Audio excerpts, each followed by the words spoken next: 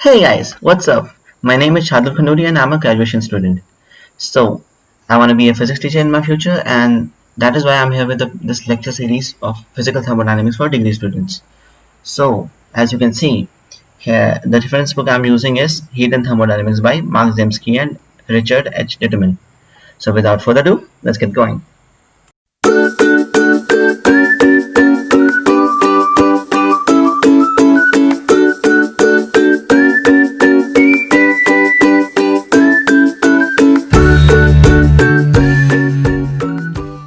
So guys, let's get going with the lecture part 4.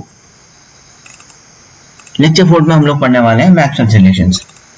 Maxwell's relations क्या होता है कि देखो, हमने क्या बताया, मैंने आपको जो लेक्चर 1 था उसमें क्या बताया था कि हम जो मैथ होती है उसको डेवलप करते हैं अपना इंट्यूजन्स को और अच्छा करने के लिए। फिर उसके बेस पे हम क्या करते हैं, नए एक्सपेरिमेंट्स करते हैं कि हमारी जो प्रेडिक्शंस है वो सही है या नहीं, उसके बेस पे। फिर अगर कोई प्रेडिक्शन सही है कोई तो अच्छी बात है, और अगर कोई प्रेडिक्शन गलत हो गई तो हम थ्योरी में मॉडिफिकेशन करते हैं या नई थ्योरी निकालते हैं।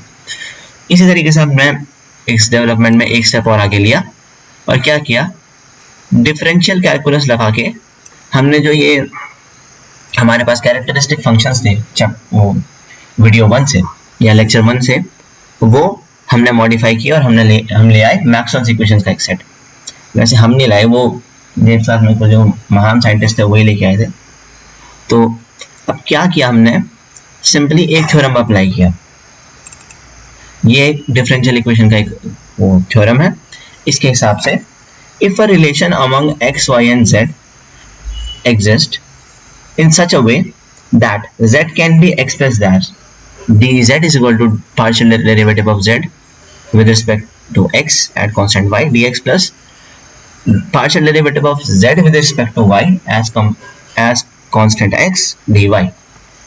अगर हम किसी इक्वेशन को इस फॉर्म में एक्सप्रेस कर सकते हैं, तो अगर आप मेरे साथ ये लेक्चर सीरीज शुरू से फॉलो कर रहे होंगे तो आपको ये पता होगा कि जो कैरेक्टरिस्टिक फंक्शंस हैं उनको हम इस फॉर्म में निकाल सकते हैं, वो इस फॉर्म में होते हैं। क्योंकि मैंने आपको थ्रू आउट द वीडियो सब बताया है कि क्यों होता है।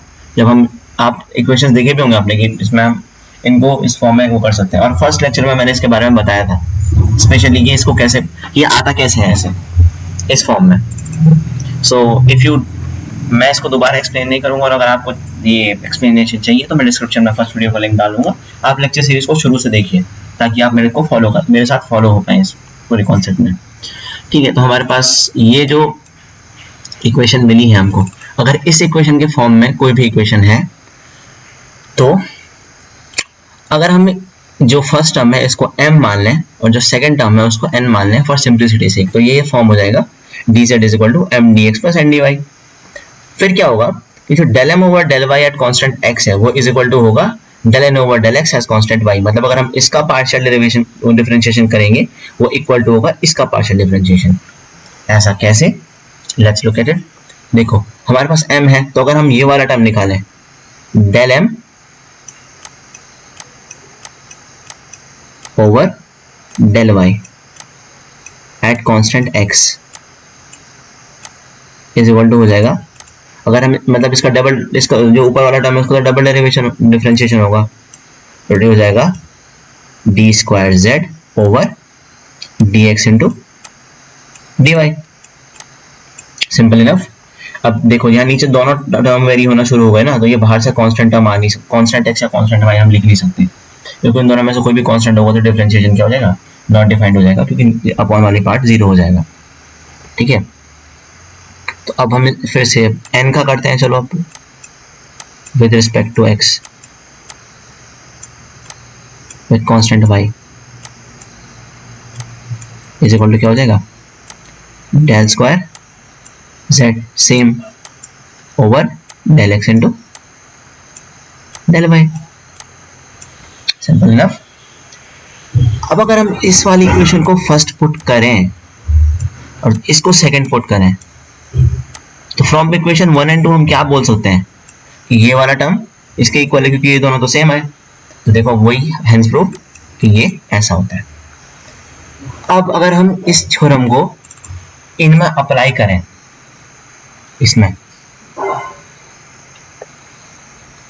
चलो एक एग्जांपल के लिए मैं एक प्रॉब्लम करके दिखाता हूँ। ओके, तो हमारे पास जो फर्स्ट इक्वेशन है उस पर हम ये चीज अप्लाई करेंगे।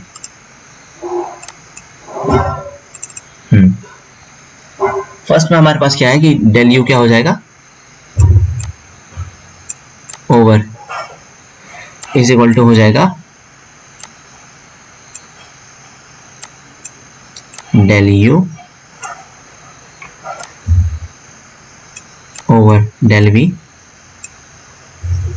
सॉरी हम माउस प्रॉब्लम कर रहे हैं, डेल वी एट कांस्टेंट।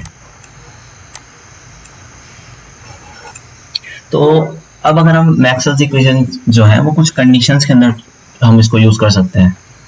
इसकी कुछ लिमिटेशंस है कि हम क्या कर सकते हैं कि जो हाइड्रोस्टैटिक सिस्टम होता है ना उसी पे इन इक्वेशन को अप्लाई कर सकते हैं। मतलब जो उसके अंदर के फ्लूइड्स होते हैं वो मोशन में नहीं होने चाहिए।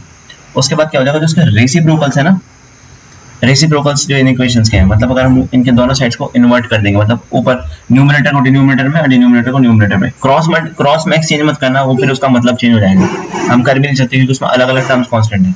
तो अगर हम उनका दोनों का रेसिप्रोकल करेंगे, जैसे अगर हमारे पास अगर हम जैसे फर्स्ट टर्म का रेसिप्रोकल करेंगे, अगर ये टर्म पहला टर्म ट्रू है, मतलब ये इक्वेशन ट्रू है, तो क्या होगा, del V over del T at constant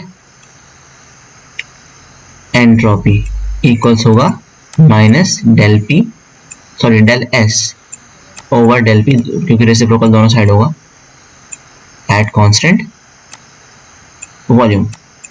तो मतलब अगर इसका ऐसे उल्टे में इक्वेशन सही है तो इसका रेसिप्रोकल भी सेम मतलब सही होगा। अब अगर हम इसके एप्लीकेशन पे आते हैं, ये मैंने फोर्थ इक्वेशन लिया है, आप यहाँ पर देख सकते हैं फोर्थ मैक्सवेल्स इक्वेशन लिया है। अगर इस टर्म को आप देखें तो ये क्या है, at constant pressure rate of change of volume with respect to temperature, मतलब आप जैसे जैसे टेम्परेचर बढ़ाओगे तो वॉल्यूम कैसे एक्सपैंड होगा, या जैसे टेम्परेचर घटाओगे तो वॉल्यूम कैसे घटेगा। ये फिनोमेना हम रियल लाइफ में बहुत जगह देखते हैं, जैसे आप ट्रेन की पटरियां में देखते हैं।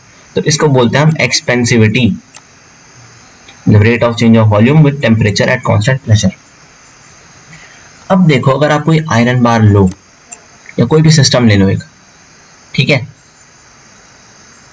ये कोई भी एक सिस्टम है, अगर आप इसको एट कांस्टेंट प्रेशर कांस्टेंट रख के पहले फर्स्ट स्टेप में आप इसको प्रेशर कांस्टेंट रख के टेम्परेचर दो, मतलब गर्म करो इसको, ठीक है, तो ये क्या होगा, जब हम इसको गर्म करेंगे तो इसका क्या होगा, वॉल्यूम इंक्रीज हो जाएगा, थोड़ा बड़ा हो जाएगा ये, है ना। अब देखा होगा आपने, एक्सपैंड तो करते हैं हर चीज जब आप उसको गर्म करते हो तो गर्म करके एक्सपैंड हो जाएगा, ठीक है। तो अगर इसकी एक्सपेंसिविटी मतलब चेंज इन वॉल्यूम पॉजिटिव होता है, डेल वी अगर पॉजिटिव होता है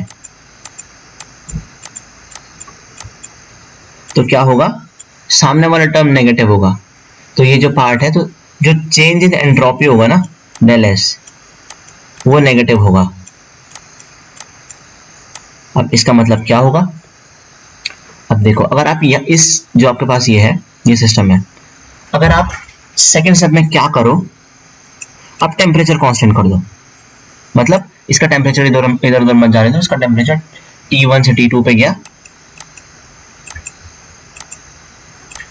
T2 पे गया, ठीक है। तो हमने अभी इसका सिस्टम का टेम्परेचर T2 ही रखा,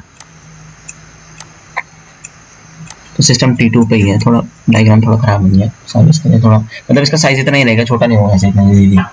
अब हम क्या करेंगे, टेम्परेचर कांस्टेंट कर देंगे और इस पे क्या करेंगे, प्रेशर बढ़ा देंगे, P2 प्रेशर डाल देंगे हम। यहाँ पे प्रेशर P1 था, यहाँ पे मैं P2 प्रेशर डाल दिया, तो क्या होगा, जो इसके अंदर सिस्टम में एंट्रोपी होगी, एंट्रोपी मतलब मेजर ऑफ रैंडमनेस। अब पार्टिकल आपके पास ज्यादा एरिया है तो वहां तो ज्यादा रैंडमली घूम रहे होंगे। अब क्या होगा, प्रेशर पड़ेगा तो क्या होगा, इस पे प्रेशर ज्यादा हो गया। अब समझ लो, इस पे अगर प्रेशर ज्यादा हो गया तो क्या होगा कि इसके अंदर के जो पार्टिकल्स होंगे ये ज्यादा क्लोजली पैक हो जाएंगे, मतलब इनको हिलने नहीं दिया जाएगा ज्यादा प्रेशर की वजह से। तो क्या होगा, रैंडमनेस क्या हुई, डिक्रीजेस।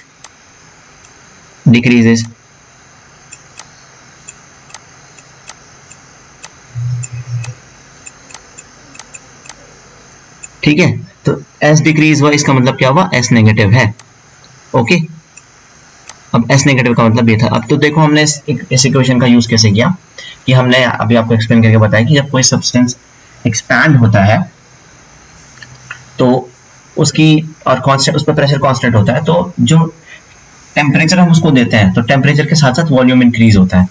अब अगर आप ऐसे में क्या करोगे, इसका उल्टा करने चलो, ठीक है, अगर हमारे पास T2 में, हम T2 से वापस इसको ठंडा करें और T1 पे ले आए, हाँ, तो अगर ये सिस्टम T1 पे आ गया, हाँ, तो क्या होगा, चेंज इन वॉल्यूम किससे जाएगा, ये V2 था वॉल्यूम, ये V1 था वॉल्यूम, तो वॉल्यूम क्या हुआ, नेगेटिव हो गया, चेंज इन वॉल्यूम क्या हो गया, डेल V नेगेटिव हो गया, क्योंकि वॉल्यूम घट गया। तो क्या होगा, अब अगर वॉल्यूम घट गया, अब हम क्या करें, इसका जो टेम्परेचर है उसको कांस्टेंट कर दें, T1 पे है, ओके, T1 V1 है यहाँ पे टेम्परेचर और वॉल्यूम, और जो प्रेशर है उसको डिक्रीज कर दें, इसको वापस P1 पे ले आए, P1 क्या होगा, कम है P2 से, प्रेशर डिक्रीज हुआ तो क्या हुआ, जो ये एंट्रोपी है ये इंक्रीज होगी, क्योंकि जो पार्टिकल्स हैं इनके ऊपर से प्रेशर कम हो गया, तो जो चेंज इन एंट्रोपी होगा वो पॉजिटिव होगा, मतलब एंट्रोपी इंक्रीज होगी। तो इस एक इक्वेशन हमने इतना डिड्यूस किया। सो ऐसे करके हम जो बाकी मैक्सवेल इक्वेशंस हैं उनसे भी चीज़ें निकाल सकते हैं। अब मैं चाहता हूँ कि आप अपना दिमाग लगाएं, जो मैंने आपको चीज़ें बताई अभी भी उस पर, और इसको और एक्सप्लोर करें। और आपको कहीं पे प्रॉब्लम हो तो कमेंट सेक्शन में आई एम ऑलवेज रेडी। आप कमेंट सेक्शन में अपने क्वेश्चंस पूछिए, डाउट्स डालिए, और या आप चाहते हैं अगर मैं किसी और इस जो टॉपिक मैंने ज़्यादा ढंग से एक्सप्लेन नहीं किया उन टॉपिक में अगर आपको हेल्प चाहिए तो उसके लिए एडिशनल वीडियो भी बना दूंगा। बस all you have to do is put it on comment section. So आज की वीडियो के लिए इतना ही। अगले वीडियो में मिलते हैं हम, उसमें हम लोग डिस्कस करेंगे TDS equations. Till then stay safe, my love, piece.